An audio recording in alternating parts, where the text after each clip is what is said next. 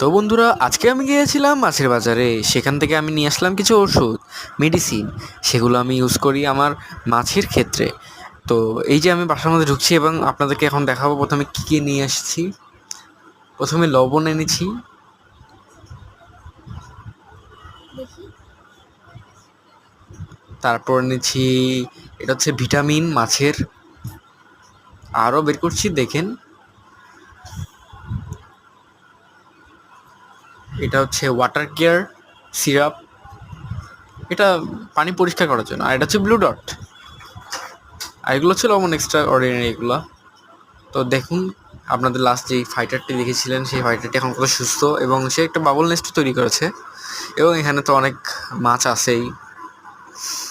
তো আপনারা জানাবেন কী কী করা যায়, আরও অ্যাড করা যায় এখানে। আমি নতুন একটা অ্যাকোয়ারিয়াম কিনবো, দেখি। তো এখানে যে রাখলাম ওষুধগুলা অনেক সুন্দর করে। ভিতরে একটা গাছও লাগিয়েছি, এটা হচ্ছে আপনার অ্যাকোয়াটিক গাছ।